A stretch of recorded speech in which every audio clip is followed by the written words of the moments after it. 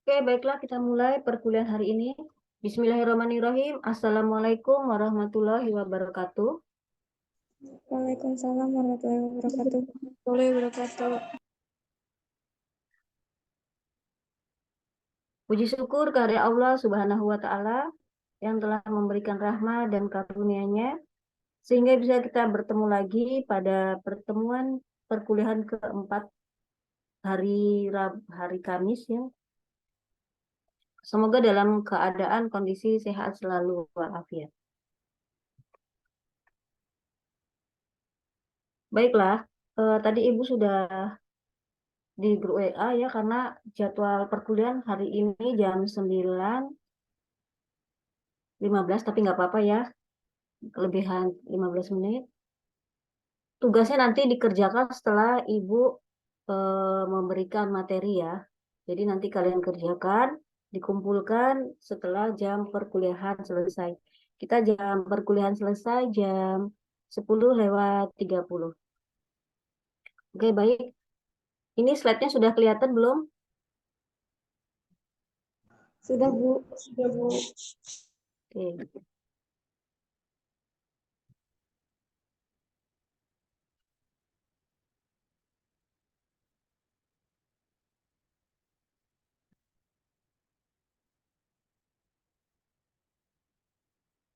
Oke. Kelihatan ya slide-nya? Sudah terlihat? Sudah, Bu. Oke. Oke, baiklah. Deskripsi pembelajaran. Sebelumnya Ibu sampaikan ya, kalau kita di rencana pembelajaran semester di RPS, itu pertemuan keempat ini adalah kuis yang pertama. Tetapi karena menurut Ibu materinya belum banyak ya, jadi nanti kita akan laksanakan kuis tersebut di pertemuan selanjutnya ya. Baik, ini kita masuk ke materi dulu ya. Tren dan arah keamanan informasi. Salah satu kegiatan penting dalam menjaga keamanan informasi adalah analisis tren, ancaman keamanan, di mana yaitu pencarian pola ancaman keamanan sepanjang waktu untuk mengenal cara-cara pola berubah dan berkembang, berbelok atau bergeser. Adapun capaian pembelajaran ini yaitu menjelaskan jenis ancaman cyber, menjelaskan jenis ancaman eksternal, jenis serangan internal, tren dalam ancaman keamanan informasi, menjelaskan peningkatan keamanan. Adapun tujuannya pada materi hari ini yaitu mahasiswa dapat memahami dan mengetahui tentang gambaran umum mengenai ancaman terhadap keamanan informasi dan menjelaskan langkah penanggulang terhadap ancaman tersebut.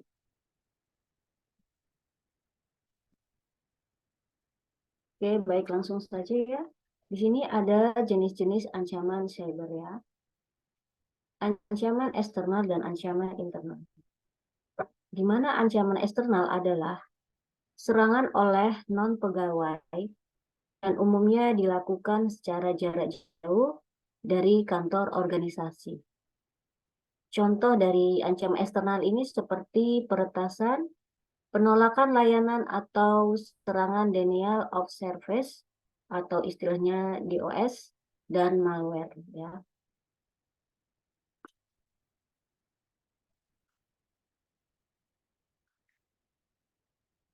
Kemudian ancaman internal. Ancaman internalnya adalah serangan oleh pegawai atau kontraktor yang memiliki akses fisik terhadap sistem ya, jaringan dan aplikasi sebuah organisasi. Dan biasanya serangan tersebut dilakukan oleh karyawan atau kontraktor yang tidak senang terhadap organisasinya. Sehingga tanpa disadari, serangan internal juga dapat difasilitasi oleh karyawan atau kontraktor yang menggunakan rekayasa dan memanfaatkan karyawan yang kurang sadar atau peka terhadap keamanan sistem informasinya ya. Jadi kalau ancaman eksternal itu dilakukan oleh pihak luar, kemudian kalau internal ini dilakukan oleh pihak organisasi atau orang dalamnya. Nah, di sini ada beberapa jenis ancaman eksternal. Yang pertama yaitu peretasan atau hacking.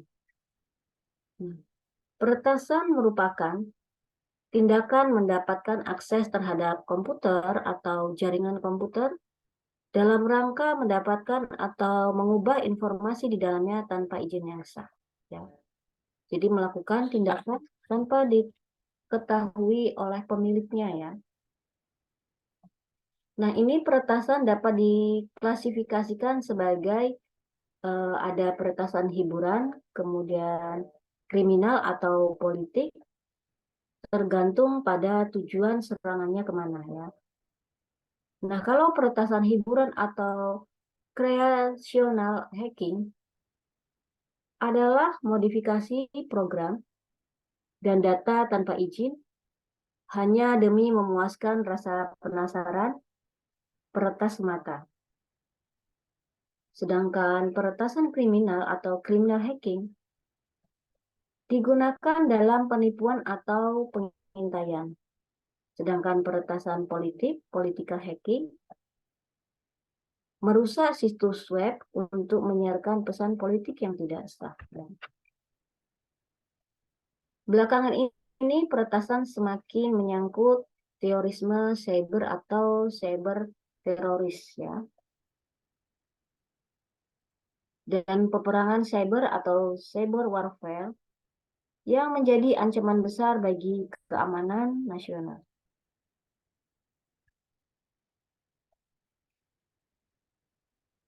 Tren baru lainnya menunjukkan kelompok peretasan yang nyasar ke situs-situs penting yang memuat kepentingan nasional dan penyimpanan informasi yang sangat sensitif ya.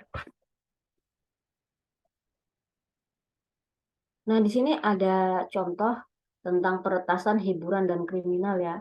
Ini terjadi di JP Morgan, berarti di Amerika Serikat ya.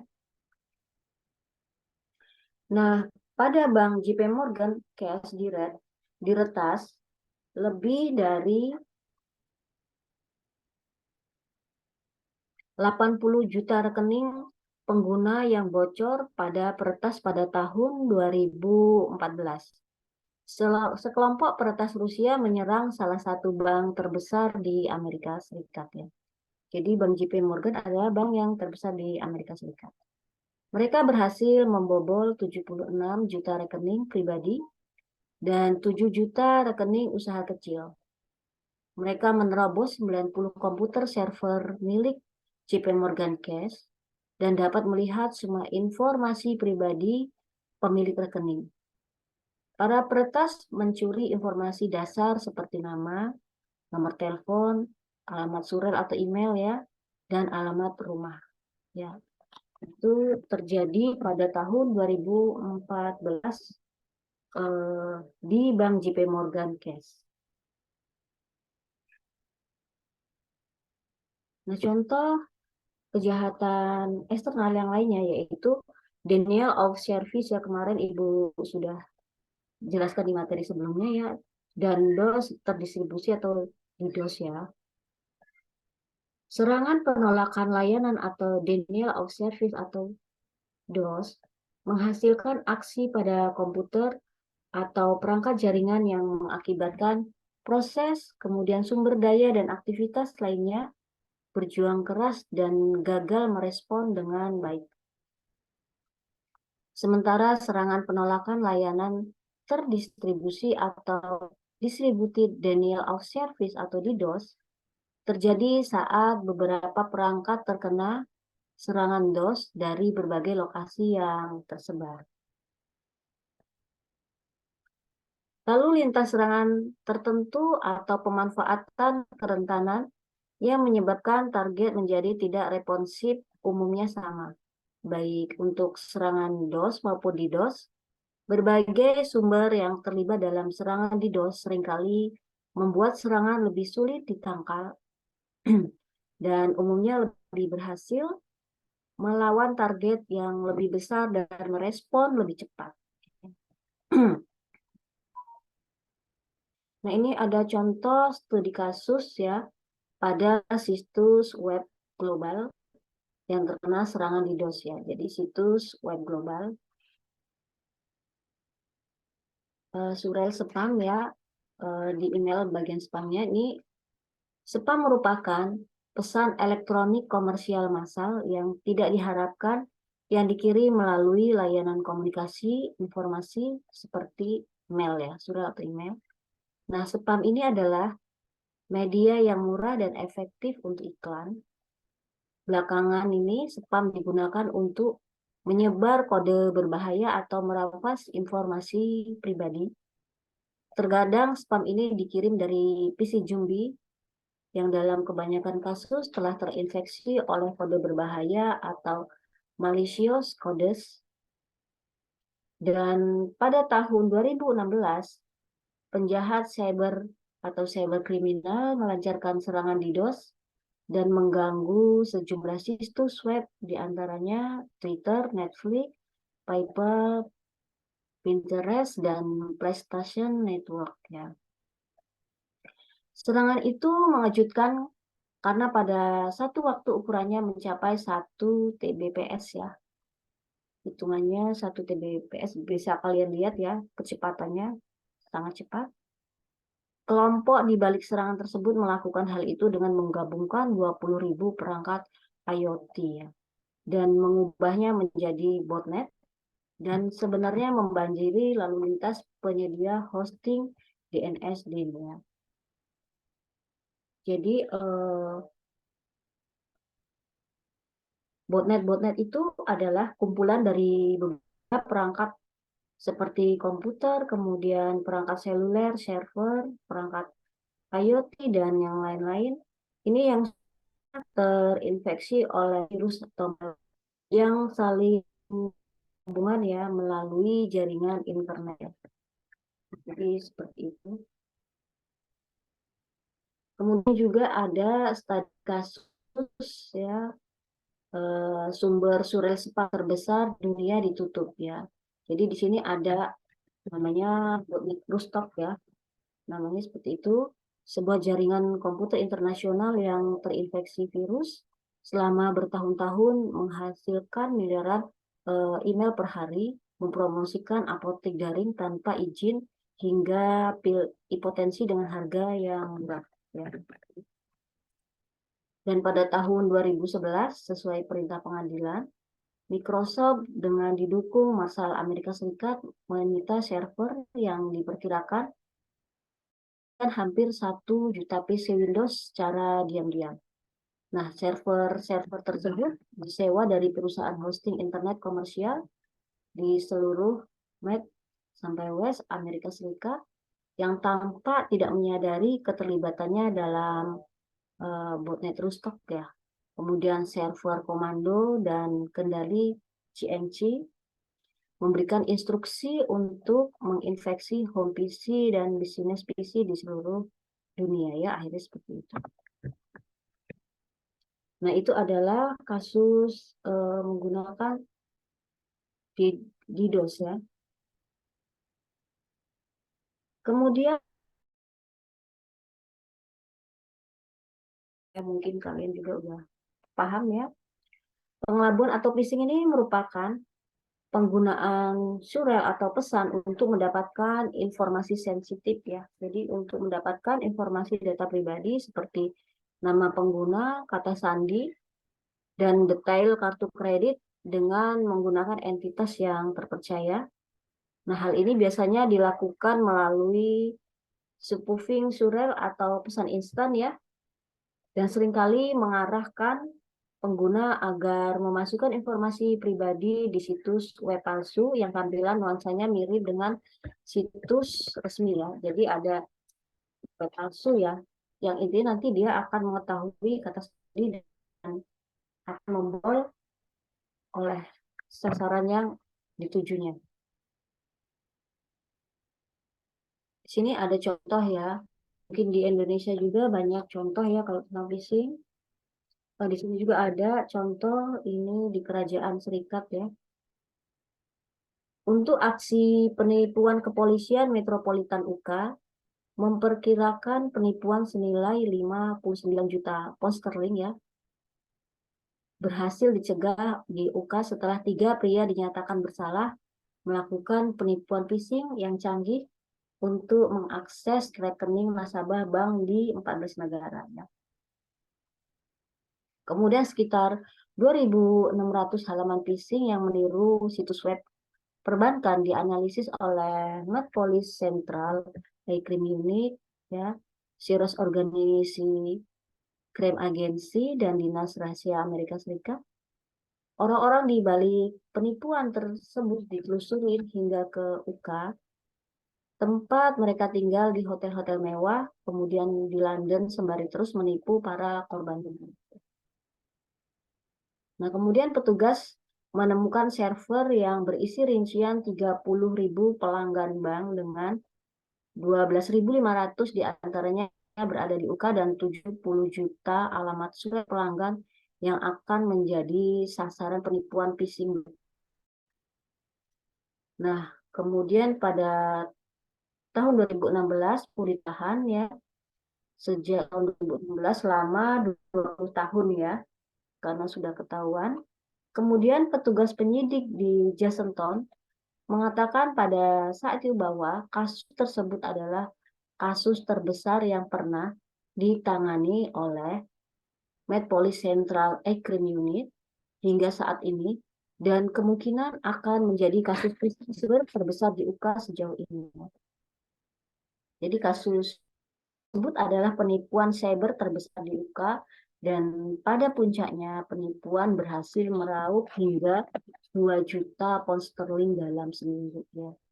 Ini kalian bisa bayangkan ya, 1 pound sterling aja berarti 2 juta pound sterling. Kemudian kejahatan eksternal selanjutnya yaitu penjejalan kredensial atau credential stuffing. Penjejalan kredensial ini merupakan jenis serangan cyber dengan pencurian kredensial akun yang biasanya terdiri dari daftar nama pengguna atau alamat email serta kata sandi yang sesuai ya, dan seringkali berasal dari pelanggan data di server pihak ketiga ya, yang digunakan untuk mendapatkan akses tidak sah. Terdapat berbagai akun pengguna melalui permintaan login otomatis berskala besar ke sebuah aplikasi web. Serangan penjejalan kredensial ini dapat terjadi karena banyak pengguna yang menggunakan kembali kombinasi nama pengguna atau sandi yang sama di berbagai situs, sebagaimana laporan survei bahwa 81% pengguna telah menggunakan kembali sandi mereka di 2 situs atau lebih, dan 25% pengguna menggunakan sandi yang hampir sama di bagian besar akun mereka. Ya. Jadi banyaknya akun atau data-data yang menggunakan sandi lama ya. Jadi kalau misalnya kita memiliki kartu PIN ATM itu, setiap bank kalau bisa jangan sama ya, karena bisa terdetek. Nah, di sini ada contoh di kasusnya. Terus tadi kasusnya akun State Farm Amerika Serikat yang terkena serangan jejalan kredensial. Ya. Pada 2019, perusahaan asuransi Amerika Serikat, State Farm, mengirimkan pemberitahuan melalui email kepada para pengguna yang kredensial loginnya telah bocor atau diketahui penyerang saat serangan penjejalan kredensial, dengan mengumpulkan nama pengguna dan kata sandi yang bocor akibat pelanggaran data organisasi lain, serta menggunakan kredensial tersebut untuk mencoba mendapatkan akses terhadap akun di State Farm. Ya. State Farm juga telah mengatur ulang kata sandi akun yang kredensial loginnya yang telah bocor. Ya.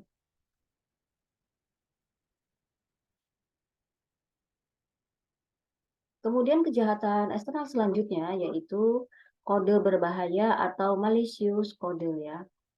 Nah, kode berbahaya ini mengacu pada program-program yang dapat menyebabkan kerusakan pada sistem saat dijalankan. Contohnya virus bisa di-worm dan Trojan horse merupakan jenis kode berbahaya ya.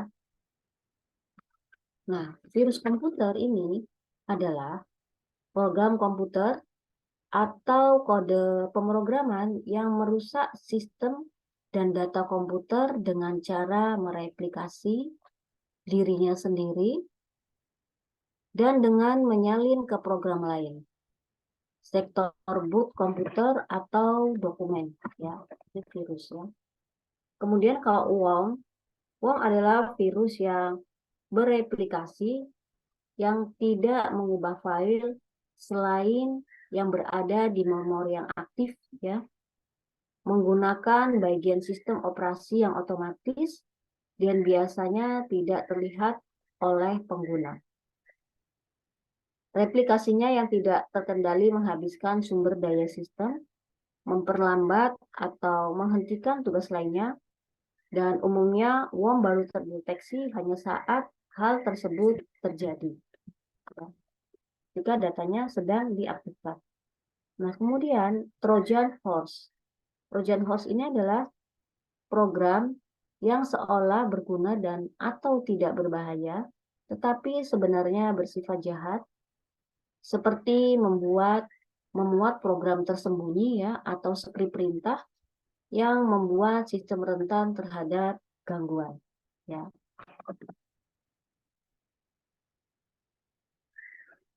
Nah, ini ada contoh juga ya studi kasus di Republik Islam Iran, Wormstarnet ya, namanya Wormstarnet menandai era baru perang cyber ya. Nah, Wormstarnet ini ditemukan pada berbagai komputer di Republik Islam Iran pada bulan Juni 2010 oleh sebuah perusahaan keamanan Belarusia. Worm tersebut telah menginfeksi lebih dari 100.000 sistem komputer di seluruh dunia, kebanyakan di Iran ya. Kemudian di Los Angeles Times melaporkan bahwa Stuxnet disebut sebagai senjata cyber paling canggih yang pernah dilancarkan karena sifat berbahayanya yang diyakini secara diam-diam menargetkan peralatan tertentu yang digunakan dalam program nuklir Iran ya.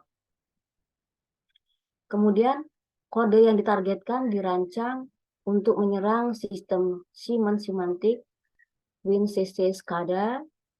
Sistem Siemens digunakan berbagai fasilitas untuk mengelola jaringan pipa, pembangkit nuklir, dan berbagai peralatan utilitas dan manufaktur. Nah, meskipun Wormstarnet memperbarui banyak sistem, banyak yang berspekulasi bahwa worm tersebut dibuat secara khusus untuk menargetkan fasilitas nuklir Iran. Pencipta worm tersebut masih belum diketahui ya. Ini adalah informasi pada tahun 2011. Sekarang ya, apakah sudah ditemukan pencipta worm tersebut ya. Kemudian juga ada ransomware ya. Ransomware ini adalah program yang seolah-olah berguna dan atau tidak berbahaya, tetapi sebenarnya sangat jahat ya, bersifat jahat, seperti mengancam mempublikasikan data korban atau terus-menerus memblokir akses terhadap data korban sehingga korban membayar utang tebusan ya. Contoh studi kasusnya ini yang serangan cyber di WannaCry merugikan NHS sebesar 92 juta pound sterling ya akibat 19.000 janji dibatalkan ya. Peretasan ini bernama WannaCry ya, yang mematikan ratusan ribu komputer di seluruh dunia dengan pesan permintaan tebusan dari peretas mencapai 1/3 dari layanan rumah sakit atau hospital trust dan 8% praktik umum general practice, sekitar 1% dari seluruh pelayanan National Health Service terganggu selama seminggu ya, 1 minggu. Nah, peretasan tersebut menyebabkan lebih dari 19.000 janji dibatalkan, yang menyebabkan kerugian bagi NHS sebesar 20 juta pound sterling antara 19 sampai 19 Mei dan 72 juta pound sterling saat pembersihan dan peningkatan sistem teknologi informasi yang dilakukan setelahnya ya. Serangan cyber menyebabkan 200.000 komputer mengunci pengguna dengan tulisan besar error ya, pesan error yang berwarna merah yang menuntut mata uang Bitcoin ya pada waktu itu. Kemudian serangan itu dituduhkan pada peretas elit Korea Utara setelah penyelidikan selama 1 tahun ya. Kemudian sudah ditangkap atau belum diketahui ya infonya. Selanjutnya juga ada ancaman persisten tingkat lanjut ya. Ancaman persisten tingkat lanjut atau Advanced Persistent Threat atau APT merupakan serangan jaringan, yaitu saat orang yang tidak berwenang mendapatkan akses ke jaringan dan tetap di sana tanpa terdeteksi dalam jangka waktu lama. Maksud dari serangan APT lebih pada pencurian data dibandingkan menyebabkan kerusakan pada jaringan atau organisasi ya. Nah, jadi APT menyerang sasaran organisasi di berbagai sektor yang memiliki informasi yang bernilai tinggi seperti informasi pertahanan nasional, kemudian manufaktur dan industri keuangan ya. Kemudian penyerangan APT ini seringkali menggunakan spear phishing ya, phishing, sejenis manipulasi psikologis untuk mendapatkan akses ke jaringan melalui cara yang sah. Setelah akses tercapai, menyerang membuat pintu belakang atau backdoor ya. Nah, langkah selanjutnya adalah mengumpulkan kredensial pengguna yang valid, khususnya kredensial administratif, dan melintasi jaringan secara lateral, serta memasang lebih banyak pintu belakang. Pintu belakang tersebut kemudian menyerang untuk menginstal utilitas palsu dan membuat infrastruktur hantu untuk mendistribusikan malware yang tetap tersembunyi di depan mata. Ya. Nah, ini adalah kejahatan yang lanjut. Ya. Nah, kemudian selain jenis serangan atau kejahatan eksternal, ada juga serangan atau kejahatan internal. Nah, kejahatan internal ini di sini dari pegawai atau kontraktor yang jahat ya. Nah, serangan internal merupakan salah satu ancaman terbesar yang dihadapi oleh data dan sistem kita. Pegawai yang jahat terutama anggota tim teknologi informasi yang memiliki pengetahuan dan akses ke jaringan, kemudian ke pusat data atau data centernya, dan akun admin dapat menyebabkan kerusakan serius pada jaringan sistem dan data organisasi.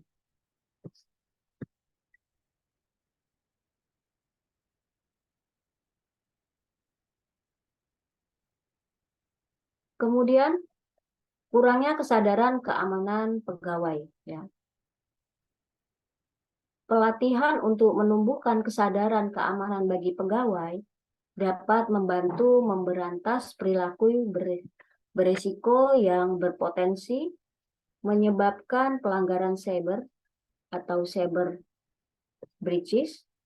Program pelatihan dapat mengatasi berbagai ancaman yang dihadapi oleh organisasi, khususnya serangan seperti surya phishing ya, phishing email, kemudian ransomware dan penipuan rekayasa sosial melalui telepon, pesan teks atau saluran media sosial.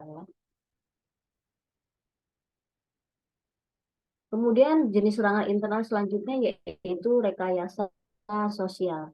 Nah, istilah rekayasa sosial ini mengacu pada serangkaian teknik yang digunakan untuk memanfaatkan orang agar membocorkan informasi rahasia. Ya, meskipun mirip dengan tipu muslihat atau penipuan, istilah ini biasanya berlaku untuk tipu daya dalam rangka pengumpulan informasi atau akses sistem komputer. Dalam kebanyakan kasus, penyerang tidak pernah bertemu langsung dengan para korbannya ya.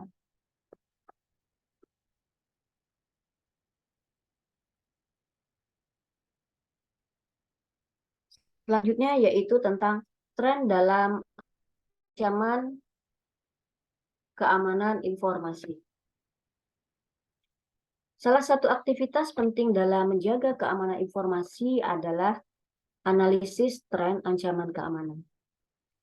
Hal ini mengacu kepada pencarian pola dalam ancaman keamanan dari waktu ke waktu untuk mengidentifikasi berbagai cara saat pola tersebut berubah dan berkembang.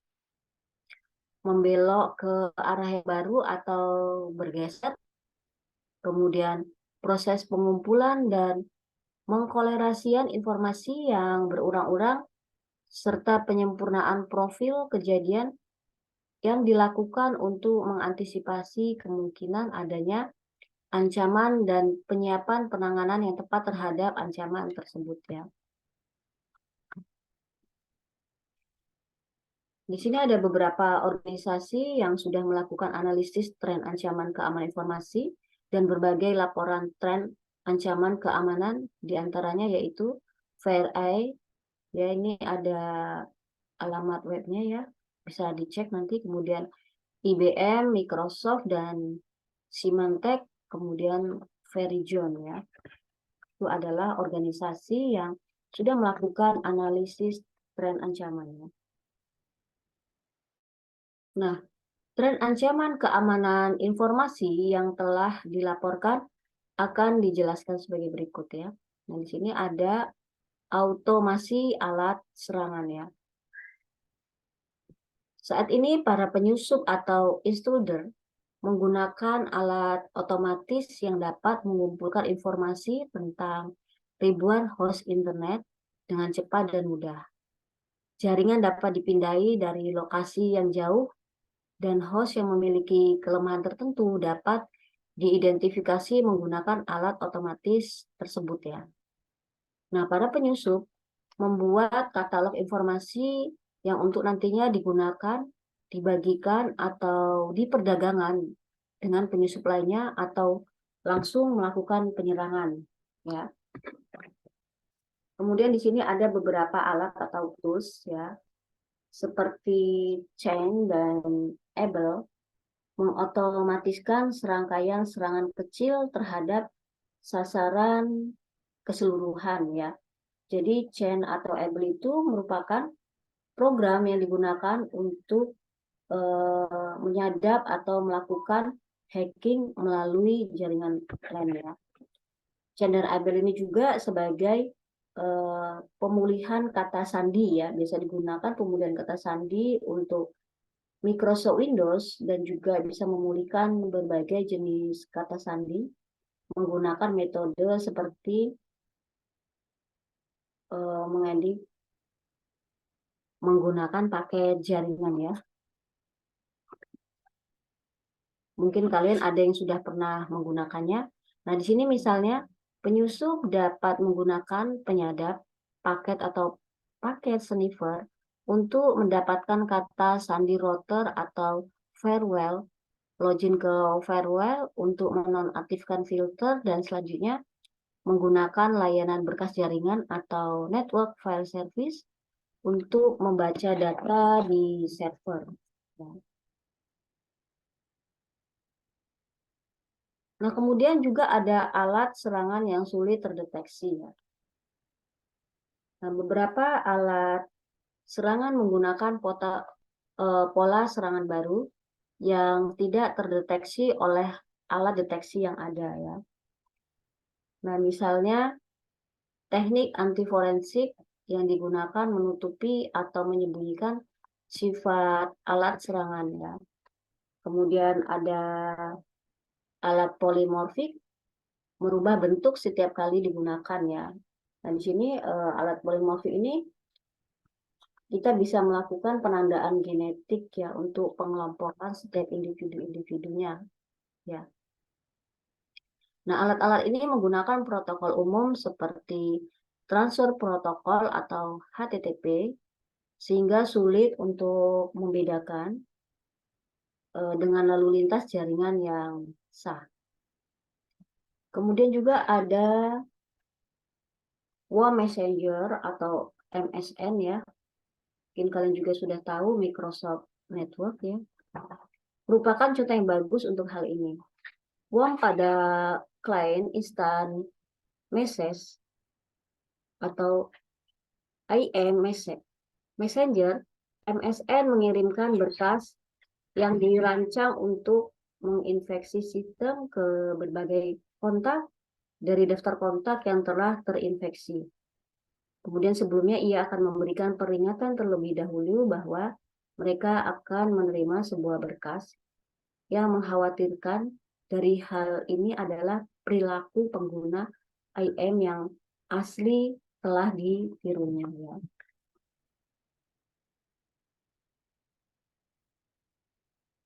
Kemudian selanjutnya yaitu meningkatnya ancaman serangan infrastruktur. Ya. Serangan infrastruktur merupakan serangan yang secara luas mempengaruhi komponen utama internet. Serangan tersebut menjadi perhatian karena besarnya jumlah organisasi dan pengguna di internet serta meningkatnya jumlah data pribadi di internet untuk menjalankan bisnis sehari-hari.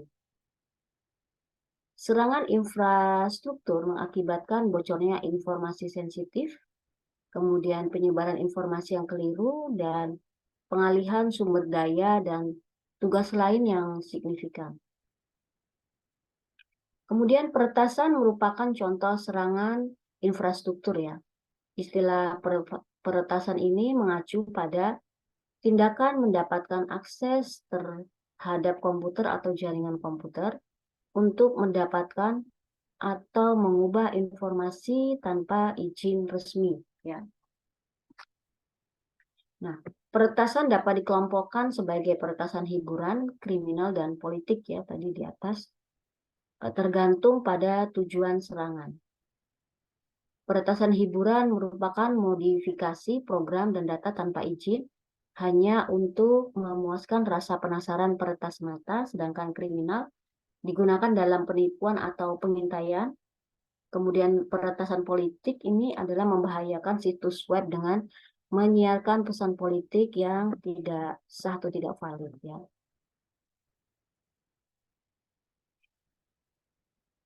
Melawan peretasan atau studi kasus nasional ya. Jadi di sini ada melawan peretasan. Kejaksaan Agung Republik Indonesia atau RI secara kelembagaan memperkuat dan merevitalisasi lembaga dengan menyiapkan, merancang, dan Satgas Kejahatan Cyber yang beranggotakan para jaksa yang secara khusus memiliki pengetahuan, kemampuan, keterampilan, dan keahlian dalam menangani kasus kejahatan cyber. Ya. Kemudian, Satgas tersebut terdiri dari unit khusus. Unit khusus yang pertama yaitu unit kejahatan terkait komputer. Bertugas menangani tindak kejahatan yang memanfaatkan fasilitas komputer atau teknologi informasi sebagai alat untuk melakukan kejahatan ya.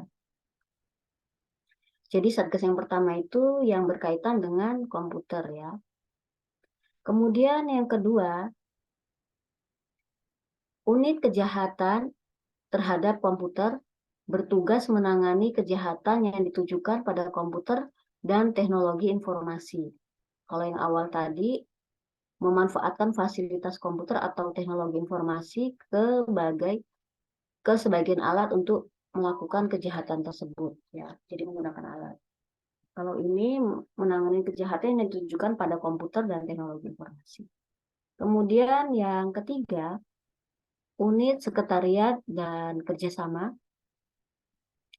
memberikan dukungan dalam penanganan perkara dan kerjasama baik secara nasional maupun secara internasional.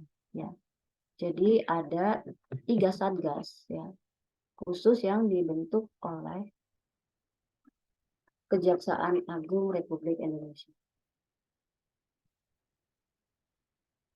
Nah, kemudian adanya selanjutnya yaitu peningkatan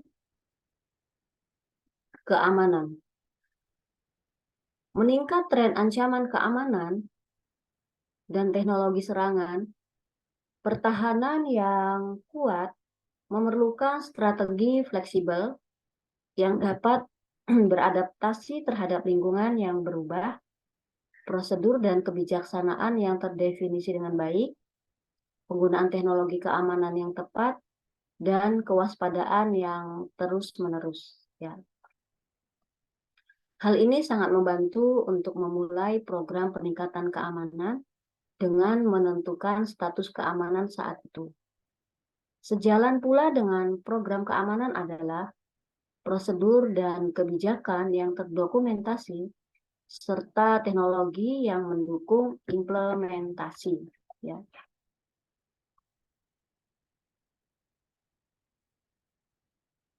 Nah, di sini juga ada keamanan administratif ya, di mana keamanan administratif ini terdiri dari strategi, kebijakan, dan pedoman keamanan informasi. Ya. Kemudian strategi keamanan informasi, ini strateginya yaitu menentukan arah seluruh aktivitas keamanan informasi. Ya. Kemudian juga ada kebijakan keamanan informasi. Kebijakan ini merupakan rencana tingkat tinggi yang terdokumentasi untuk keamanan informasi seluruh organisasi. Ia memuat kerangka kerja untuk membuat keputusan khusus seperti rencana keamanan administratif dan fisik. Ya. Karena kebijakan keamanan informasi harus memiliki sudut jangka panjang, kebijakan tersebut harus menghindari konten khusus teknologi dan mencangkup pengembangan perencanaan kontinuitas bisnis atau PCP yang efektif.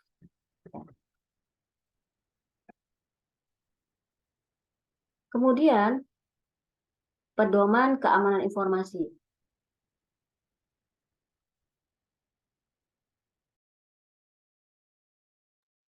Oke, sebentar ya.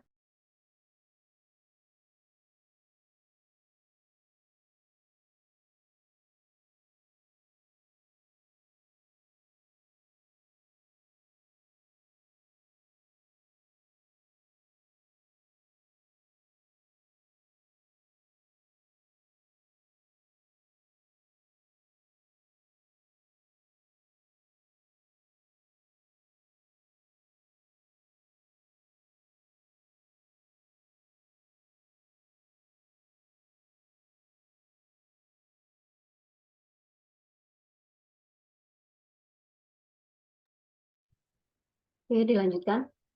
Pedoman keamanan informasi harus ditetapkan sesuai dengan strategi dan kebijakan keamanan informasi. Pedoman tersebut harus menetapkan peraturan untuk setiap bidang yang berhubungan dengan keamanan informasi. Karena pedoman tersebut harus komprehensif dan berskala nasional, maka pedoman tersebut harus dikembangkan dan disampaikan oleh pemerintah agar ditaati oleh organisasi. Kemudian standar keamanan informasi.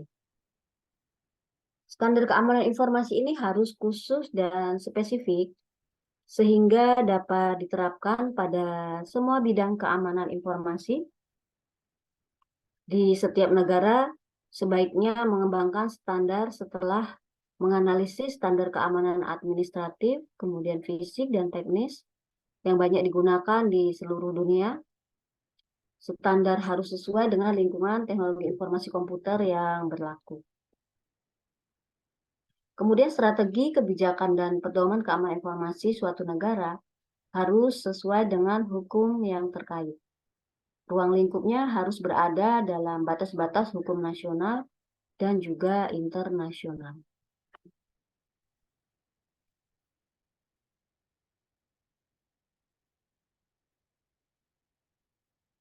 Kemudian juga ada proses dan operasi keamanan informasi. Ya. Saat strategi kebijakan dan pedoman keamanan informasi telah ditetapkan, prosedur dan proses pengoperasian keamanan informasi juga perlu ditentukan. Karena masyarakat adalah orang-orang yang melakukan serangan terhadap informasi atau membocorkan informasi internal. Ya. Maka manajemen sumber daya manusia merupakan faktor terpenting dalam pengoperasian keamanan informasi. Oleh karena itu diperlukan hal-hal sebagai berikut. Ya. Yang pertama yaitu program pendidikan dan pelatihan keamanan informasi. Dengan terdapat banyak metode untuk meningkatkan tingkat keamanan informasi suatu organisasi, tetapi pendidikan dan pelatihan merupakan aktivitas mendasar.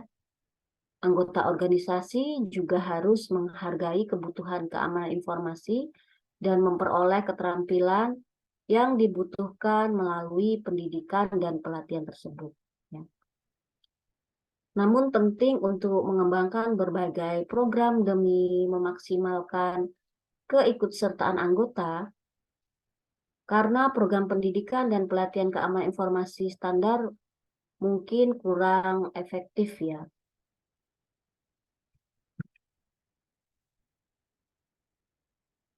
Kemudian yang kedua yaitu memperkuat promosi melalui berbagai acara. Keikutsertaan pegawai sangat penting dalam keberhasilan penerapan strategi kebijakan dan pedoman keamanan informasi. Keamanan informasi harus dipromosikan kepada para pegawai melalui berbagai aktivitas sehari-hari, kemudian mengamankan dukungan, meskipun mungkin tingkat kesadaran keamanan informasinya pegawai ada yang tinggi dan mereka memiliki kemauan kuat untuk menjaga informasi, tetap saja sulit untuk memastikan keamanan informasi tanpa adanya dukungan dari pihak tertinggi di organisasi. Contohnya dukungan dari Chief Executive Officer atau CEO dan Chief Information Officer atau CEO harus diperoleh ya. Jadi dukungan dari bagian tertingginya harus berperan sangat penting.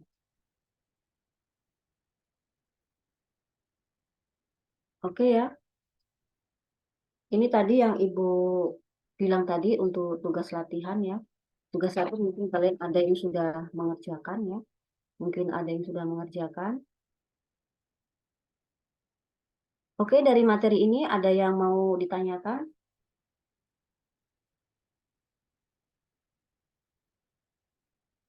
Oke, cukup ya. Baiklah, untuk tugas latihannya, silakan kalian kirim ke grup WA grup ya. Paling lambat waktu perkuliahan selesai atau sampai jam 12 siang ya. Sampai jam 12 siang. Silakan kalian kirim dalam bentuk Word ke WA grup. Oke, sambil Ibu absen ya.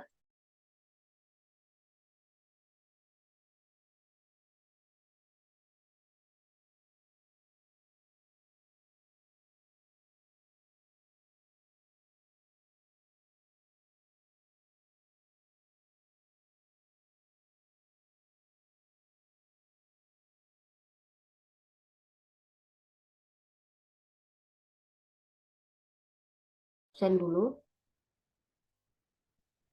Untuk program studi teknologi informasi,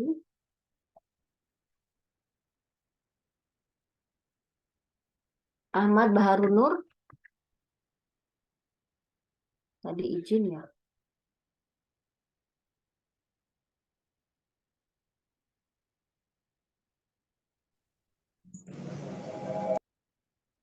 Oke, tadi ide izin.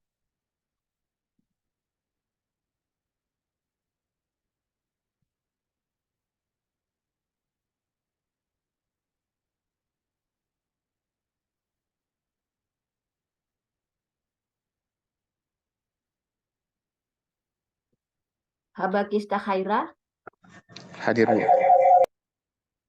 Nana Irmanto, Hadir, ada Bu. itu. Nana Irmanto. Iya, Bu. Oke.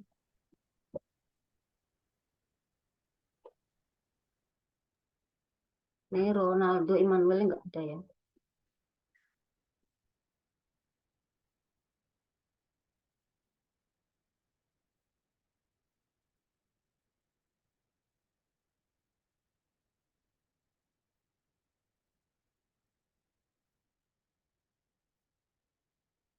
Untuk prodi sisi informasi, Aulia Puspanadila, Aulia ada nggak? Nggak ada ya.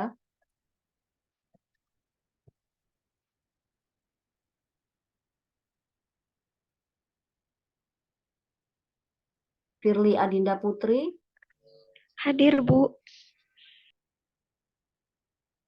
Intan Ratnasari,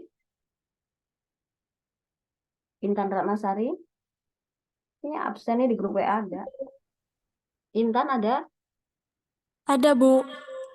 Oke. Kamalia Mardiah, Hadir, Bu. Muhammad Fahmi, Hadir, Bu. Wulandari, Hadir, Bu.